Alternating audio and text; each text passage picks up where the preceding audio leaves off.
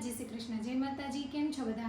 तो आज हूँ तमारा माटे लईने आवी छुं मस्त मजानी स्वीट रेसिपी। आज आपणे दिवाળી स्पेशियल मोहनथाळ बनावीशुं, तो तमे विडियोने स्कीप कर्या वगर एंड सुधी जरूरथी जोजो। जो मारी चेनलमां नवा होय तो चेनलने लाइक शेर अने सब्सक्राइब करजो। बाजुमां रहेला बेल आइकनने जरूरथी ऑन करजो, जेथी विडियोनी नवी नवी नोटिफिकेशन तमारा सुधी जल्दीथी पहोंचती रहे। तो चालो आपणे दिवाળી स्पेशियल मोहनथाळ बनाववानी शरूआत करीए। तो આપણે મોહનથાળ બનાવવા માટે સામગ્રીમાં ચણાનો કરકરો લોટ છે, ખાંડ છે, થોડું એવું દૂધ છે, કાજુ બદામ અને જાયફળ છે અને ઓગાળેલું ઘી છે। તો ચાલો આપણે મોહનથાળ બનાવવાની શરૂઆત કરીએ। સૌથી પહેલાં તો આપણે ઘી લઈશું। આપણે એક વાટકી ઘી લીધું છે। તો ઘી ગરમ થઈ ગયું છે, આપણે તેમાં ચણાનો કરકરો લોટ જે એક વાટકી છે તે એડ કરીશું। તેને મિક્સ કરી લઈશું।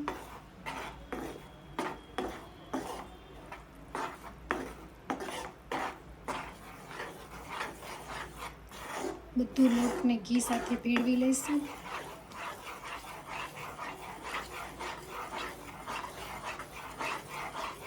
અને લોટને સારી રીતે શેકાવા દઈશું। કન્ટિન્યુ હલાવતા રહીશું આપણે, જેથી સરસનો લોટ શેકાઈ જાય અને તળિયે બેસે નહીં। આપણે થોડી થોડી વારે લોટને હલાવતા રહીશું, જેથી દાજી ન જાય।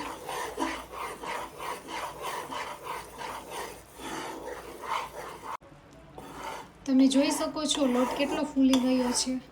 તો આપણે તેને કન્ટિન્યુ હલાવતા રહીશું અને મીડિયમ ટુ લો ફ્લેમ ઉપર આપણે તેને શેકાવા દઈશું। થોડો થોડો કલર ચેન્જ થઈ ગયો છે લોટનો।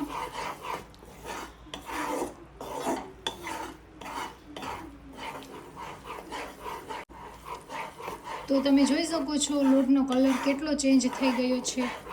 પહેલાં કરતાં થોડો બ્રાઉનિશ ઉપર કલર આવી ગયો છે। હજુ આપણે થોડી વાર માટે શેકીશું। આપણે થોડું દૂધ એડ કરીશું।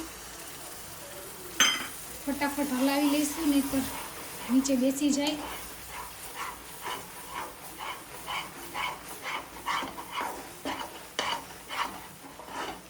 દૂધ નાખીને ફટાફટ હલાવવું પડે છે, નહીંતર બધો લોટ તળિયે બેસી જાય છે। તમે જોઈ શકો છો મસ્ત કલર આવી ગયો છે અને દૂધથી એકદમ દાણેદાર મોહનથાળ બને છે। કન્ટિન્યુ આપણે હલાવતા રહેવું પડશે। ગેસની ફ્લેમ લો રાખવાની છે। આપણે દૂધ એડ કરીએ ત્યારે ફ્લેમ એકદમ લો કરી દેવાની છે। જો કેટલું મિશ્રણ ઘટ્ટ થઈ ગયું છે।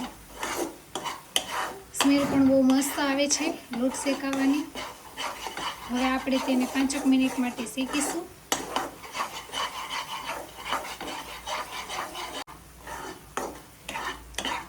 થોડી વાર માટે આપણે હલાવીશું, જેથી લોટ તળિયે બેસી ન જાય।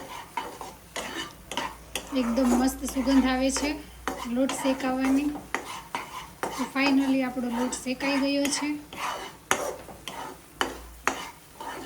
આપણે ગેસની ફ્લેમ ઓફ કરી દઈશું। તો હવે આપણે ચાસણી બનાવીશું। માટે આપણે એક વાટકી ખાંડ લેશું। આપણે ખાંડ ડૂબે એટલું પાણી એડ કરીશું। ફક્ત ખાંડ ડૂબે એટલું જ નાખવાનું છે, વધારે નથી નાખવાનું, જેથી ચાસણી ફટાફટ બની જાય। હવે આપણે 1 થી 1.5 તારની ચાસણી તૈયાર કરીશું। ખાંડને ઓગાળી લઈશું। આપણે હલાવતા રહીશું એટલે ખાંડ ફટાફટ ઓગળી જાય।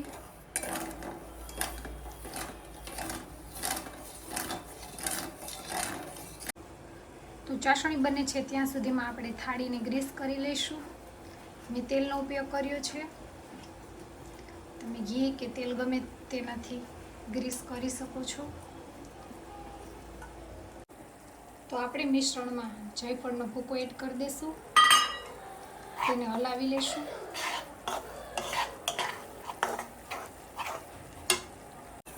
તો આપણે ચાસણીને ચેક કરી લઈશું।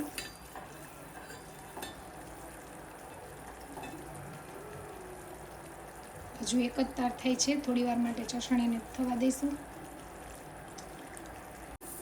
તો ફરીથી આપણે ચાસણીને ચેક કરી લઈશું।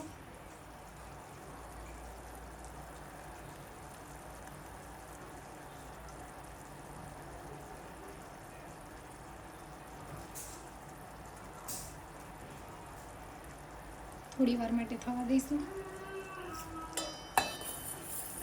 હલાવતા રહીશું. આપણે ચાસણીને જોઈ લઈએ. આપણે જોઈએ તેવી પરફેક્ટ ચાસણી બની ગઈ છે. ગેસની ફ્લેમ ઓફ કરી દઈશું અને 1 પિંચ જેટલો ઓરેન્જ ફૂડ કલર એડ કરીશું. બરાબર હલાવી લઈશું.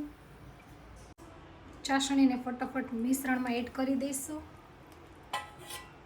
જલ્દી હલાવી લઈશું, કારણ કે ઠળી જશે તો તરત જામવા માંડશે, માટે ફટાફટ મિક્સ કરી લઈએ.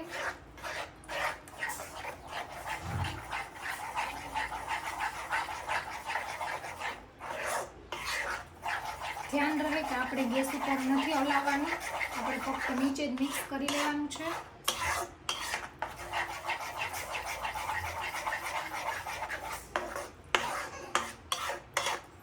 તો બધું મિશ્રણ મિક્સ થઈ ગયું છે.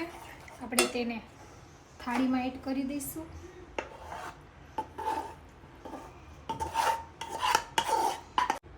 તો આપણે પાથરી દીધું છે થાળીમાં. ઉપરથી આપણે કાજુ બદામની કતરણ એડ કરીશું. તો અડધી કલાક જેવો સમય થઈ ગયો છે અને મોહનથાળ સરસ સેટ થઈ ગયો છે. તો આપણે કટ કરી લઈશું. ગરમ ગરમમાં કટ નથી કરવાનો, આપણે ઠંડો થઈ જાય પછી જ કટ કરીશું, તો સરસની ઢેફલી પડશે. તો મોહનથાળ સરસ સેટ થઈ ગયો છે. ચાલો આપણે તેને સર્વ કરીશું.